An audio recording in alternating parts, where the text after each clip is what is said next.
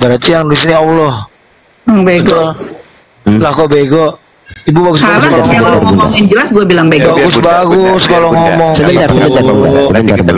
Tunjukkan Anda wanita yang terhormat kalau Anda bicara kayak gitu. Nah, jadi tadi kan dikatakan. Oke, silakan Prof. Itu diwahyukan. Berarti sesuai dengan apa kata Uni Repa, Al-Quran itu kedebuk dari langit. Gitu ya, berarti ini sepaham gitu loh. Bahwasanya Al-Quran itu sudah dituliskan oleh Allah dari atas langsung jadi buku. Soalnya tadi saya pertanyakan, Al-Quran ini 157 An-Nisa ini siapa yang menuliskan? Al-Bukhara apa namanya surah 2, laba-laba, betina, sapi betina. Oke, sudah ya. Nah, Baik. itu siapa? Gitu. Baik, Ya. Bang Akal Sehat silakan dijawab. Namun saya belum dijawab sama Bang Akal Sehat. Lisan saya tidak pernah mengatakan kalau surat Al-Quranul Karim telah ditulis oleh Allah. Nggak pernah lisan saya mengatakan. Itu tadi framingnya Profesor. Saya tidak tahu dia dapat dari mana informasi itu. Enggak, Anda tadi berkata, taruh, Anda berkata, Anda tadi kan yang berkata Anda loh, Anda tadi sadar apa saya katakan? Anda kan bilang itu diwahyukan, diturunkan dari Allah. Dari Allah yang menulis. Diwahyukan. Apa kepada Nabi Muhammad lewat perantaraan malaikat Jibril. Ya, yang menulis siapa yang saya tanyakan, siapa yang menulis? Oke, sebentar Bang Akal Sehat. 1 menit ya. 1 menit aja Bang Akal Sehat, setelah itu lanjutkan. Turun. Oke, silakan. Baik, setengah menit aja, setengah menit. Baik. Al-Quranul Karim diturunkan lewat perantaraan malaikat Jibril, kemudian diperdengarkan kepada Nabi Muhammad. Nabi Muhammad menyampaikan kepada para sahabatnya, kemudian para sahabatnya menulis. Ada yang menulis di pelepah kurma, di kulit hewan, ada yang menulis di batu, ada di kulit kayu. Itu yang menulisnya.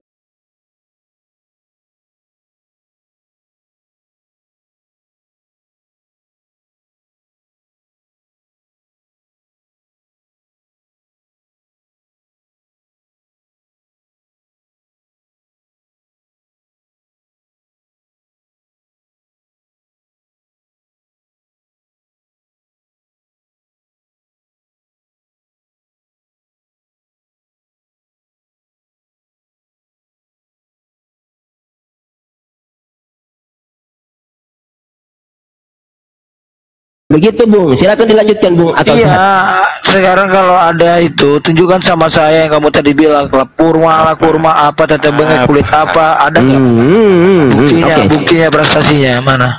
Oke, Bang Akal Sehat dijawab dulu karena tadi kesempatan sudah saya berikan kepada antum.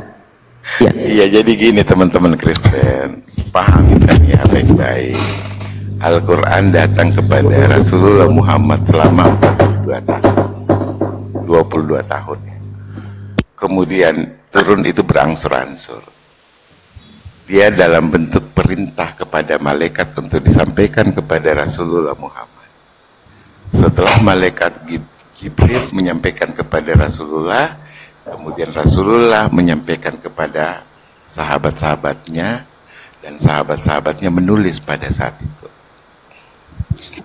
Jadi ingat, dia bukan buku yang turun, Bang. Bukan gedebuk ya, itu firman Tuhan melalui perantaran malaikat Jibril kepada Rasulullah Muhammad. Nah, sekarang ditanyakan, apakah Al-Quran itu dituliskan? Iya. Setelah Rasulullah lengkap, maka datanglah Utsman bin Affan yang mengumpulkan semuanya dan dijadikan sebuah kitab. Dikumpulkan.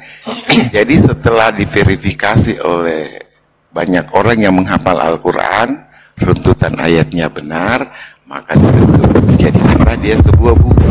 Apa tujuan dijadikan sebuah buku?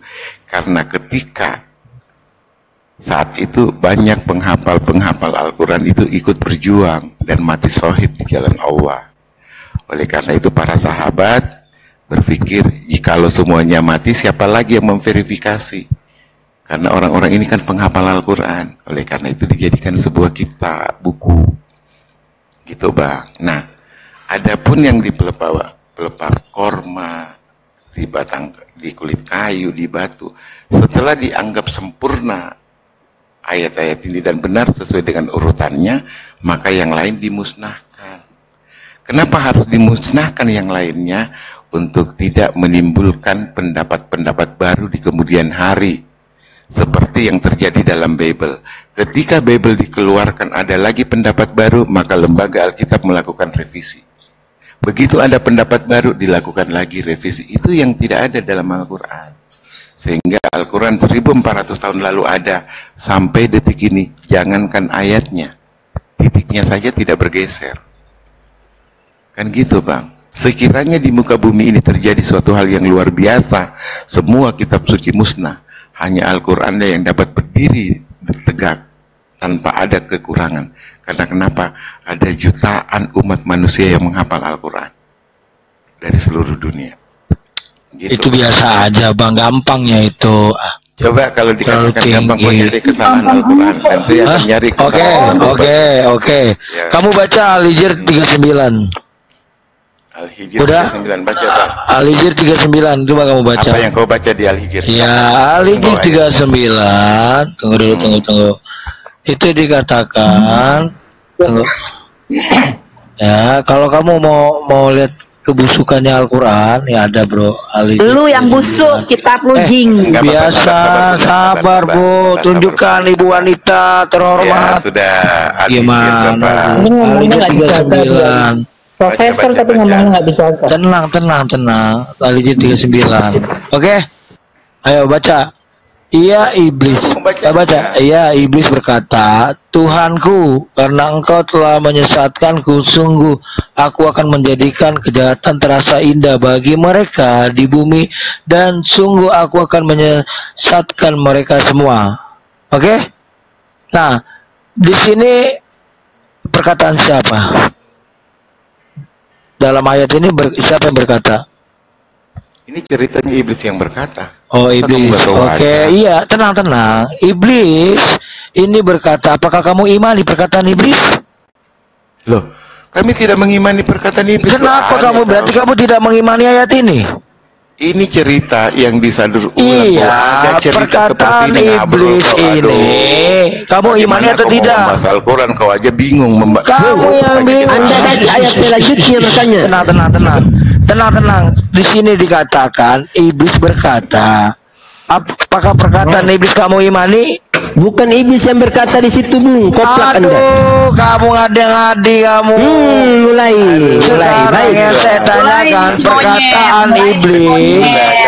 Perkataan iblis ini kamu imani atau tidak? Baik, kita luruskan pemahaman bodohnya dia. Ini profesor ini dia tahu dia gimana ini profesornya. Jadi gimana kamu itu? Sama kau Prof. Enggak. Gue jelasin sama kau biar otakmu lurus. Sabar. Enggak, ini pertanyaanku. Enggak, taruh. Kamu mau lari. Sebentar, gue jawab dulu satu biar kau tak framing. Ada perkataan iblis yang diulang di dalam ayat Al-Quran itu disampaikan kepada Rasulullah, bahwa di Al-Hijr ayat 39 ada perkataan seperti ini. Kamu tadi berkata, ini perkataan siapa? Ya perkataan iblis. Kenapa ada di Al-Quran? Disampaikan ulang kepada Rasulullah. Nah, kemudian jawabannya di mana? Kau baca ayat 40, kecuali hamba-hambamu yang terpilih, kata iblis. Siapa yang disesatkan? Mereka adalah orang-orang kafir. Siapa orang kafir itu? Yang menutup mata terhadap kebenaran Allah, itulah yang akan disesatkan oleh iblis. Di ayat 40 iblis berkata, kecuali hamba-hambamu yang terpilih. Siapa yang terpilih? Mereka yang mengimani Allah Subhanahu wa Ta'ala. Yang saya tanyakan, kan gitu. Perkataan iblis itu kamu imani atau tidak? Kenapa perkataan iblis harus kami imani? Ngabrol. Berarti kamu tidak mengimani ayat ini. Al-Quran ini kamu nggak imani. Nah ini kesesatan. Nah, kok ini kamu yang sesat dalam berpikir. Gitu loh. Yang saya pertanyakan, perkataan iblis itu ketidakpahaman kau tentang Al-Quran. Dia ini cuma mau menghujat. Dia tidak ada perkataan iblis ini kamu imani atau tidak? Sebentar Bang Akal Sehat. Bunda sebentar. Ini saya luruskan dulu ya. Saya luruskan dulu nih si otak keplek ini. Baik. Yang mau dilurusin. Kamu jawab itu. Iya, makanya Anda dengar. Anda dengar. Saya turunkan dulu Anda ya. Karena Anda dari tadi ketika kita menjelaskan, Anda congornya lebih duluan. Makanya jangan dahulukan pantat daripada mulut. Otak didahulukan, kemudian mulut, baru pantat. Ya, gitu ya profesornya. Jadi kalau naik di komalnya orang, yang pertama didahulukan otak. Setelah otak, mulut. baru pantat, jangan pantat duluan. Baik, saya mau sampaikan kepada Anda, kalau Anda mau baca tidak usah jauh-jauh, dari ayat 32 saja. Dari ayat 32, saya bacakan artinya saja supaya Anda tidak, saya mau bacakan bahasa Arabnya nanti Anda enggak bakal tahu. Dia Allah berfirman, wahai iblis, ini Allah berfirman. Sampai kapan dia Allah berfirman itu? Sampai di bawah. Ini firman Allah. Makanya perhatikan ya, profesor. Anda titelnya profesor, tapi hari ini Anda saya kuliahkan. Dikuliahkan oleh kata Syukurinki itu, Jemi Mama itu tidak tamat SD. Baik, dikuliahkan oleh anak-anak yang tidak tamat SD. Perhatikan, Al-Quranul Karim, kata para ulama ada 3 informasi, ada terbagi menjadi 3. Yang pertama, memberikan informasi tentang masa lampau. Apa informasi masa lampau itu? Adalah berita tentang dihancurkannya Fir'aun, ditenggelamkannya dia di dasar laut, diinformasikan oleh Al-Quran dan diteliti oleh orang luar negeri, dan ternyata betul kata Al-Quran, ada jasad Fir'aun dan masih utuh hari ini. Itu yang pertama. Yang kedua, bagaimana Allah Subhanahu wa Ta'ala meruntuhkan kesombongan yang dinamakan Korun. Korun itu Allah runtuhkan kesombongan yang dia saat itu memiliki harta. Itu informasi masa lampau. Kemudian sepertiga daripada Al-Quranul Karim itu memberikan informasi hari ini. Hari ini apa itu? Bagaimana Allah menginformasikan kepada kita untuk beramal soleh, berinfak, bersedekah, beribadah. Itu yang kedua. Kemudian sepertiganya Allah memberikan informasi tentang hari akhir. Hari akhir itu apa? Hari di mana nanti kita akan mendapatkan penghakiman dari Allah Azza wa Jalla. Kita akan diperhadapkan dengan beliau, dengan Allah Azza wa Jalla. Kemudian kita akan diazab. Tuh, bagi orang yang tidak mau beriman. Nah, informasi ini, Bung, tertulis dalam Al-Quranul Karim. Di sini bukan Allah, bukan iblis yang berkata, tetapi Allah yang berkata. Sama ketika saya omong nih, akal sehat berkata bahwa sesungguhnya di Monas itu ada perkumpulan orang, tetapi orang-orang itu saya usir. Itu kata saya. Apakah akal sehat yang berkata?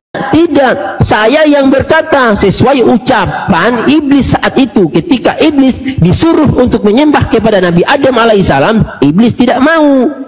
Nah, maka iblis ini dilaknat sama Allah, dicampakkan ke api neraka, menjadi kekal di dalamnya selama-lamanya. Kemudian iblis berkata, kalau begitu, kalau engkau telah menyesatkan aku, maka aku akan menyesatkan orang-orang di muka bumi. Nah, itu. Nah, makanya, Bung, sebelum Anda komen, nih, ada tafsirnya nih. Kalau saya bukakan tafsirnya, persis apa yang saya jelaskan dengan kitab tafsirnya. Karena itu saya dapat dari, ilmunya saya dapat dari kitab tafsir itu, Bung. Nah, begitu. Dia mau samakan Bible, Bang, karangan. Dia mau samakan. Jadi ini Bang, yang ingin saya luruskan sedikit, kepada teman-teman orang Kristen. Yang teman-teman minta, mana buktinya kalau Al-Quranul Karim itu ditulis oleh Allah, ditulis oleh Nabi Muhammad? Baik, untuk menguji. Makanya kita ketika dikatakan itu Al-Quranul Karim, tidak perlu diteliti, tinggal diuji. Kalau Bible ini hasil penelitian, makanya penelitian itu patut diselidiki lagi. Jangan-jangan tidak benar hasil penyelidikannya. Baik, Al-Quranul Karim, kenapa Allah katakan nih? Allah katakan dalam surat Al-Baqarah ayat yang kedua, kitab ini, kitab, kata Allah, tidak ada keraguan di dalamnya, petunjuk. Nah, yang namanya petunjuk, Anda tinggal mengikutinya. Kalau Anda tidak yakin, uji kitab itu. Nah, baik, ketika Al-Quranul Karim Allah turunkan, ditulis oleh para sahabat, karena bukan ketakutan, karena khawatir para penghafal Al-Quran saat itu banyak yang meninggal, sehingga disimpulkan oleh Utsman bin Affan pada masa kekhalifahan Utsman untuk dibukukan. Kemudian dibuat 70 tulisan, 70 mushaf, kemudian dikirim kepada gubernur-gubernur saat itu. Nah, yang lainnya mana? Dihapuskan. Agar apa? Hadis-hadis Nabi itu atau kitab tulisan-tulisan yang tidak ada kaitannya dengan Al-Quranul Karim dimusnahkan. Bukti otentik bahwa Al-Quranul Karim itu luar biasa dan merupakan suatu mukjizat. Apa yang diterima oleh Nabi Muhammad dari malaikat Jibril, itu yang dibaca para sahabat, itu yang dibaca oleh tabi'ut tabi'in, dan hari ini kami membacanya. Dan perhatikan mukjizat terbesar Al-Quranul Karim. Tidak ada satupun kitab di muka bumi ini yang dihafal oleh jutaan manusia. Tunjukkan saya satu kitab yang dimana kitab itu dihafal oleh 10 manusia. Tidak ada. Tidak ada satupun di dunia ini kitab selain Al-Quran yang dihafal oleh manusia. Baik, yang kedua, tidak ada kitab di muka bumi ini yang setiap negara itu dipastikan ada penghafalnya Allah simpan. Kenapa? Tertera dalam surat Al-Hijr ayat yang ke-9. Kami yang menurunkan Al-Quran ini, maka kami yang akan menjaganya. Bentuk penjagaan yang dilakukan oleh Allah itu, anak-anak umur 7 tahun, secara akal tidak mungkin anak-anak itu mampu menghafal 30 juz. Tetapi Allah menjadikan dia mampu untuk menghafal 30 juz karena merupakan bukti komitmen Allah dengan firman-Nya, kami yang akan menjaga ini. Makanya anak-anak kecil sampai orang tua dewasa menghafal Al-Quranul Karim. Begitu ya Bung, saya sapa dulu nih tamu saya. Bang Akal Sehat, sebentar di handle dulu ya. Setelah saya sapa tamu, saya mau buang air dulu nih. Siap, Guru. Siap. Tidak bahaya, tidak bahaya. Oh, sebentar. Sebentar. Astagfirullah. Maaf ya Bang Andreas, tadi kayaknya Anda duluan hadir di sini. Tidak bahaya, saya sapa dulu ya. Setelah itu silakan Bang Andreas sebentar. Bang, tidak bahaya. Halo, assalamualaikum. Waalaikumsalam warahmatullahi wabarakatuh. Islam ya Bang? Alhamdulillah, mualaf juga, Ustaz. Masya Allah. Baik. Standby dulu ya Bang ya. Ada saudara-saudara kita yang hari ini mereka masih pada di habitatnya. Baik. Abu Aceh, betul ya? Takut saya salah sebut nama ya. Maaf ya kalau saya salah sebut nama ya. Abu Aceh 97, benar ya? Iya benar. Oke, Islam Kristen Bang. Islam. Oke, baik. Anda Aceh, lambang bulan bintang profilnya. Masya Allah. Supaya ada oten naik, aku turun aja di bawah. Oke, baik Bunda sehat selalu Bunda ya, barakallahu fik Bunda.